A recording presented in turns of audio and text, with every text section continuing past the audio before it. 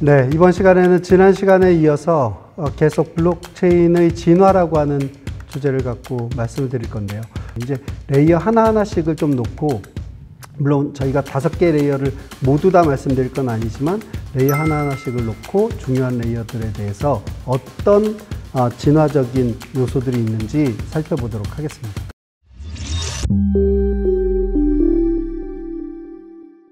제일 먼저 IT 기술과 네트워크 레이어에서 블록체인 진화에 제일 큰 영향을 줄 수 있는 요소는, 많은 분들이 저한테 그런 질문을 하세요. 양자 암호 나오면 어떻게 되는 거냐?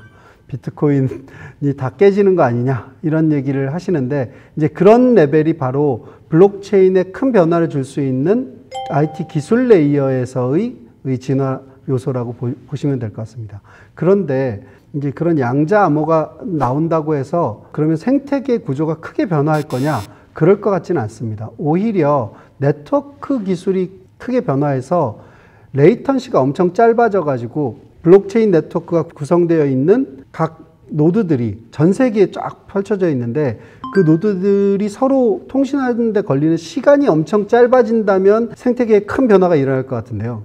그게 아니라 단순히 이제 암호 시스템 정도의 변화를 가지고는 그렇게 생태계 전체를 흔드는 변화가 일어난다기보다는 개선 정도가 일어날 것 같고요. 그래서 양자 암호에 의한 공격이 이루어진다면 기존의 암호 시스템을 지금 ECDSA 계열의 그런 전자서명 시스템을 쓰지 못하고 양자 내성이 있는 그런 양자 암호 공격에 대한 내성이 있는 그런 이제 암호 시스템으로 바뀌어야 되겠지만, 그 위에 올라가 있는 게 똑같다면 그냥 큰 생태계상의 변화를 일으킬 것 같지는 않습니다. 말씀드렸다시피 네트워크 속도나 이런 것들의 변화는 좀 근본적인 변화를 일으킬 가능성이 있고요. 그 다음이 이제 우리가 봐야 되는 게 블록체인 관할권 레이어에서의 진화 이슈인데, 크게는 이 블록체인 관할권 레이어에서 제일 많이 우리가 얘기 들었던 이슈는 뭐냐면 51% 공격입니다. 탈중앙화된 감사 네트워크를 구성하는데 만약 공격자가 있어서 위에 올라가 있는 회계 시스템을 조작할 수 있을 정도로 이 관할권을 장악해서 회계 시스템을 조작할 수 있다면 거기에서 경제적인 이익을 얻을 수 있기 때문에, 언제나 블록체인 관할권 이야기를 할 때는 그 공격이 얼마나 용이할 것이냐 혹은 어려울 것이냐, 이 문제를 다루게 되는데, 우리가 도둑을 막는 거와 관련된 비유를 잠깐 들어서 좀 설명을 하자면, 만약에 이게 어떤 집에 밤을 설치하는 데 들어가는 비용이 100만 원이 들어가는데, 그걸로 인해서 도둑의 비용이, 도둑이 비용이라고 하면 잡힐 확률이겠죠. 잡히거나 그 도둑질에 실패할 그런 확률이 10만큼 높아진다면, 같은 비용으로 만약에 전기철조망 설치했다 그랬더니 그 실패 확률이 20만큼 높아졌다. 그러면 어떤 것이 더 효율적인 방어 방법이냐, 도둑질에 대한 방어 방법이냐고 했을 때, 같은 비용을 썼을 때 공격자의 비용을 더 효과적으로 높일 수 있는 방어 방법이 훨씬 더 효율적이라고 볼 수 있을 것 같은데요. 지금 현재 블록체인의 이제 그 관할권을 공격자가 장악하지 못하도록 하는 그런 메커니즘들이 만약에 10 정도의 방어 능력을, 100 집어넣고 10 정도의 방어 능력을 갖는 그런 방어 방법이라면, 만약에 어떤 방어 방법이 나와서 100 집어넣었더니 공격자의 비용을 10,000까지 끌어올리더라, 이러면 이제 되게 큰 변화가 이 관할권의 안정성과 관련된 큰 변화가 일어날 것 같습니다. 흔히들 어떤 얘기를 하냐면, 방어에 들어간 비용의 51% 정도 이상을 확보할 수 있어야 이게 공격자가 쓸 수 있는 비용이다. 그런 측면에서 방어하고 있는 감사 네트워크가 쓰고 있는 비용의 총 크기가 그걸 공격하는 쪽에서 얼마나 큰 인센티브가 있어야 이걸 공격할 거냐를 결정한다라는 점에서, 지금 이제 바로 이 원리를 그대로 이용해서 만들어진 게 POS 같은 건데요. 정말로 이제 해시파워 이딴 거 쓰지 않고 방어자의 비용과 공격자의 비용만으로, 즉 경제적 메커니즘만으로 이 관할권의 안정성을 확보하려고 하는 시도를 하고 있는 거고요.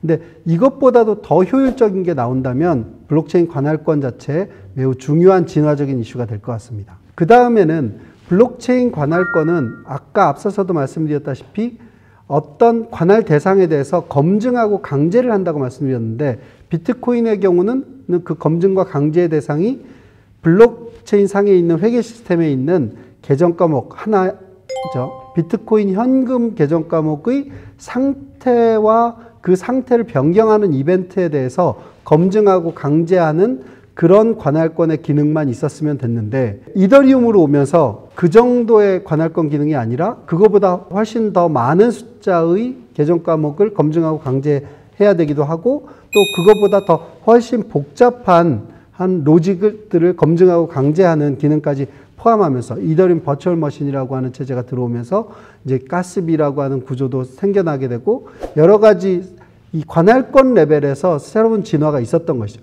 이 관할권 레벨에서의 새로운 진화는 곧바로 그 위에 어떤 종류의 회계 시스템, 즉 회계 시스템 자체가 진화할 수 있는 여력을 만들어준다는 점에서 이 블록체인 관할권의 진화라고 하는 건 위에 회계 시스템상의 진화를 곧바로 초래하게 되고, 회계 시스템이 진화한다는 것은 또 뭘 의미하냐면, 비트코인의 경우는 송금밖에 애플리케이션이 없었잖아요. 근데 송금 애플리케이션이 수준이 아니라 다양한 종류의 새로운 여러 개의 복수 장부로 구성되어 있는 그런 애플리케이션이 등장할 수 있도록 만들어주는 그런 진화의 효과를 냈다라는 점에서, 이더리움에서 그런 효과를 냈다라는 점에서, 그것이 어디서 시작된 진화냐? 바로 블록체인 관할권 레벨에서 시작된 진화라는 거죠. 물론 이게 뭐 이거가 만들어지고 나서 그걸 이용해서 위에 게 만들어지고 그렇게 된 것은 아니고, 모든 것이 한꺼번에 기획되긴 했지만 그 밑바닥에는 블록체인 관할권 상에서 검증 가능하고 강제 가능한 상태의 종류나 양이나 이런 것들이 확장되었기 때문에 사실은 그 위에 올라갈 수 있었던 회계 시스템 상의 진화나 애플리케이션 상의 진화가 이루어질 수 있었던 것이고요.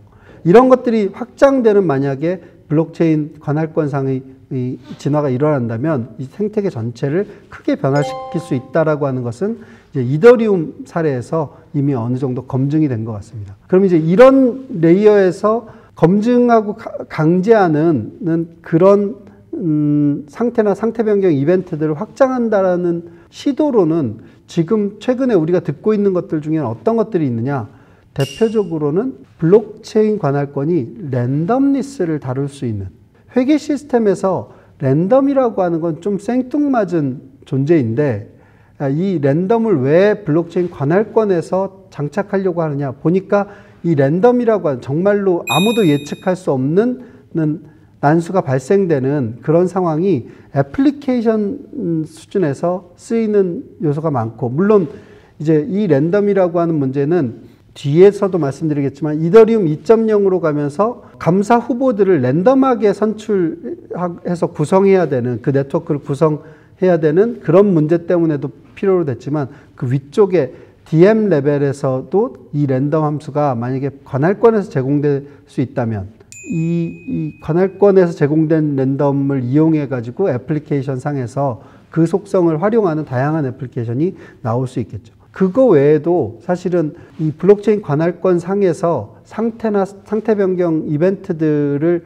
대상을 확장하려고 하는 시도 중에는 영지식 증명 같은 게 있습니다. 영지식 증명은 상태 자체 값을 제3자가 명확하게 볼 수는 없지만 그 상태를 갱신하는 권한을 갖고 있고, 그 상태 갱신의 이벤트가 정당하게 블록에 포함돼서 다른 상태로 전이돼야 한다라고 하는 것을 그 검증에 참여하고 있는 감사 후보들이 모두 다 합의에 이를 수 있도록 만들어주는 중요한 메커니즘을 영지식 증명이 제공하고 있는데요. 만약에 이제 그런 영지식 증명 같은 블록체인 관할권상의 기능이 추가되게 된다면 어떤 애플리케이션들이 더 강화될 수 있는 잠재력을 갖고 있느냐?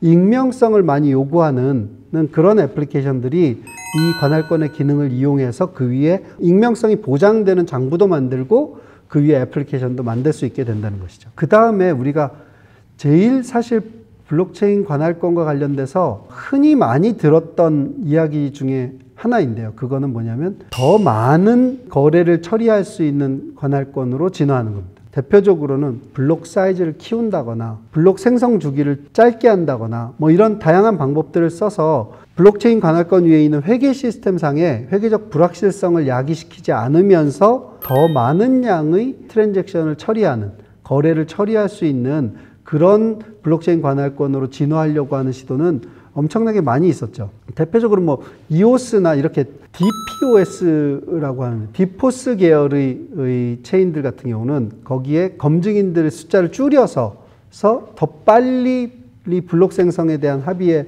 도달할 수 있도록 만들어 수 있지 않을까? 위에 이제 그렇게 되면 더 많은 거래를 담을 수 있기 때문에 짧은 시간 안에 더 많은 거래를 처리할 수 있기 때문에 그런 얘기를 한 프로젝트도 있죠. 근데 실제로 보면 DPoS 같은 경우는 뭐가 문제인 것으로 딱 드러났냐 하면 그렇게 했을 때 블록체인 관할권 자체의 그 안정성이라고 하는 문제, 즉 공격에 취약해지거나 담합에 취약해지는 문제가 발생할 수 있다라고 하는 거가 DPoS 계열의 시도에서 다 드러났고요. 그래서 속도가 빨라지는 것을 위해서 블록체인 관할권의 안정성을 해치는, 즉 회계적 불확실성을 발생시킬 수 있는 가능성을 끌어올리는 그런 방향으로는 가서는 안 된다라고 하는 교훈도 준 바 있습니다. 그래서 이 양적인 증가를 위해서 블록체인 관할권들이 다양한 시도를 했는데요. 다양한 시도를 한 것들 중에는 이더리움 2.0처럼 멀티샤드를 도입해서, 즉 여러 개의 하위 관할권을 하나로 통합하는 방식으로 하위 관할권에 각각 다른 장부를 두고 상위 관할권에서 그 장부들을 다 통합해서 큰 총계정 원장을 만들면서도, 그리고 그것들이 완전하게 정합되면서도 각각의 하위 관할권 안에서 작은 숫자의 검증인들만을 가지고 이거를 빠르게 그 거래를 처리할 수 있도록 해주는 이 방식에 대한 고민도 있었던 거고, 그게 아니라 블록체인을 그대로 둔 상태에서 이제 레이어 2라고 하는, 이 레이어 2는 원래는 이제 사이드 체인이라고 하는 레이어 2와는 좀 다른 개념으로 만들어진 보조 장부를 이용한 거래. 여러분들이 어디 밥집이나 술집이나 이런 데 가면 외상 장부 같은 걸 거래하시기도 하잖아요. 외상 장부로 막 거래를 하다가 월말 되면 그 쌓인 금액을 한 방에 은행 계좌 거래를 하는 것처럼, 은행 계좌 거래상에는 변동이 없는데 그 제한된 숫자의 사람들끼리 합의한 별도의 장부를 두고 거기에 거래를 기록했다가 정당한 절차를 거쳐서 은행 장부상에서의 변화를 일으키는 이런 거하고 비슷한 한 형태로 별도의 장부를 활용할 수 있지 않겠느냐라고 하는 아이디어가 이제 사이드 체인이라고 하는 것에서 나왔었던 것이고요. 근데 이 사이드 체인은 주인이 조작을 할지, 혹은 버젓이 써놨는데도 누구는 만기가 됐을 때 안 낸다고 하고 배를 째라고 할지 이런 걸 알 수 없기 때문에 이걸 그러면 문제없이 완전하게 결제가 이루어질 수 있도록 하고 장부의 오너, 그 장부를 운영하고 있는 주체도 조작 불가능하게 만들 수 있는 방법이 없을까라고 하는 고민의 산물이 바로 레이어 2라고 하는 건데요. 어쨌든 그런 노력들이 다 모두 하나의 블록체인 관할권 안에서 그게 온체인의 수단을 쓰든 약간 오프체인의 수단을 쓰든 회계적 불확실성을 증가시키지 않으면서 처리할 수 있는 거래를 양적으로 증가시키려고 하는 다양한 시도들이었고요. 그런 시도들이 이더리움 킬러라고 주장하는 프로젝트들에서 많이 나왔었습니다. 그리고 최근에는 우리가 그런 블록체인들, 우리는 초당 TPS가 어때요? 우리는 디포스가 아니면서도 TPS가 어때요? 이렇게 주장하는 블록체인 프로젝트들이 있는데, 대표적으로 솔라나, 질리카, 그 외에 여러 가지 프로젝트들이 자기는 공개 블록체인이면서도 이더리움보다 훨씬 빠른 블록 생성 주기와 더 많은 거래 처리량을 가질 수 있다라고 주장한 것들이 있는데, 디포스의 사례를 가만 생각해 보면 우리가 언제나 이 성능을 개선했다라고 하는 새로운 블록체인 프로젝트를 볼 때는 무엇에 주의해야 되냐면, 과연 새로운 그 블록체인 프로젝트들은 무엇을 희생해서 처리 용량을 늘렸을까라고 하는 시선으로 블록체인 프로젝트들을 살펴볼 필요가 있다는 겁니다. 대부분의 속도를 개선했다고 하는 프로젝트들은 블록체인 관할권이 가져야 되는, 혹은 회계 시스템이 갖춰야 되는 중요한 특징, 중요한 기능 몇 개를 약간 과소평가하고 그걸 약간 완화시키면서 속도를 개선한 경우가 많이 있습니다.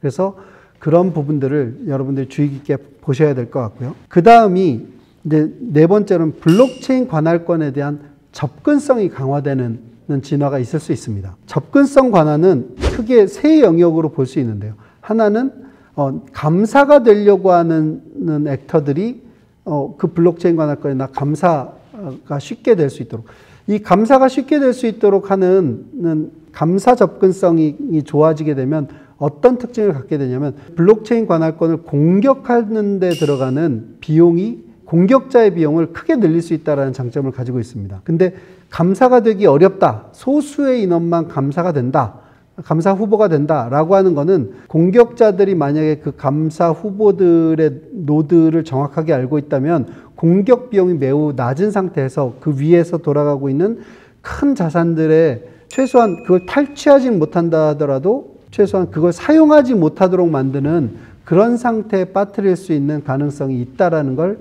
의미하기도 하고요. 그 다음에는 이제 회계 시스템의 접근성. 새로운 회계 시스템 만들어서 장부를 만들어 갖고 그 블록체인 관할권에 배포해서 감사 후보들에게 배포해서 대신 감사를 맡기고 싶은데 아무나 그 회계 장부를 배포할 수가 없다라고 하면 이 블록체인 관할권은 회계 시스템 접근성이 상당히 떨어지는 거고요. 이 회계 시스템 접근성이 좋으냐 나쁘냐 하는 문제에 대해서는 좋을수록 어떤 장점을 갖고 있냐면 자생적으로 그 안에 들어가는 수많은 애플리케이션이 증가할 수 있는, 빠르게 증가할 수 있는 메커니즘을 제공한다는 것이고, 그 얘기는 곧바로 커뮤니티 레벨에서 더 많은 사용자들이 진입할 수 있는 것으로 이어지기 때문에 DAV 공급자, 즉 장부를 배포하는 사람들은 대개는 이제 DApp 서비스를 위해서 장부를 새로 배포하는 것인데요. 그 장부를 쉽게 넣을 수 있느냐 아니냐 하는 건 DApp의 공급자 생태계도 빠르게 늘릴 뿐만 아니라 사용자 생태계도 빨리 늘릴 수 있는 동기를 제공한다는 점에서 블록체인 관할권의 중요한 진화적 이슈라고 볼 수 있고요. 세 번째로는 이제 사용자 접근성인데요. 사용자 접근성을 만약에 이 블록체인 관할권이 개선한다면 어떻게 되느냐? 마찬가지로 그 커뮤니티 레벨에서 엄청나게 진화적인 동기를 가져오면서 이 블록체인 자체를 완전히 진화적으로 다른 단계로 진입시킬 가능성이 있습니다. 예를 들어서 지금 만약에 어떤 새로운 체인이 나타났는데 기본적으로 블록체인이 가져야 될 안정성이나 회계적 불확실성을 없애는 그런 것들은 유지된다고 가정하면 갑자기 유저가 한 100만 명, 1000만 명, 1억 명 이렇게 확 늘어났다. 이렇게 된다면 정말로 근본적인 진화, 기술적인 변화가 하나도 없었음에도 불구하고 그 블록체인은 진화적으로 다른 단계로 진입할 수 있을 것이기 때문에 사용자 접근성을 강화하는 문제는 매우 중요한 문제라고 볼 수 있는데, 그럼 사용자 접근성은 강화한다라는 건 과연 블록체인 관할권 안에서만 할 수 있는 일이냐? 블록체인 관할권 내부에서 그 솔루션이 나올 수 있다 그러면 그건 정말로 관할권의 큰 차별적인 능력이 될 것이고, 지금 현재 노력이 되고 있는 영역들은 보면 다 애플리케이션 레벨이나 아니면 지갑 쪽에서 여러 가지 형태로 사용자 접근성 강화를 위한 시도들이 되고 있기 때문에 블록체인 관할권 자체의 진화 이슈가 될 것이냐, 그 부분에 있어서는 약간은 그렇게 잠재력이 크지는 않다라고 보이지만 우리가 생각할 때 되게 중요한 요소를 우리가 하나 떠올릴 수 있는데요. 이 사용자 접근성을 강화하기 위해서 블록체인 관할권 레벨에서 했던 시도 중에는 가스비 대납과 같은 구조가 있습니다. 가스비 대납이라고 하면 그걸 완전히 제3자가 대납해 줄 수도 있고 애플리케이션 제공자가 대납해 주는 구조도 있는데, 완전한 제3자가 일반적으로 그냥 대납해 줄 수 있는 구조를 채택하려고 했던 게 대표적으로 클레이튼 네트워크 같은 게 있습니다. 클레이튼 네트워크는 원래는 가스비가 있어야만 트랜잭션을 보낼 수가 있는데, 이 트랜잭션을 처리해주는 수수료로 감사 후보들에게 주는 이더리움, 이걸 가스비라고 설명을 드린 바 있죠.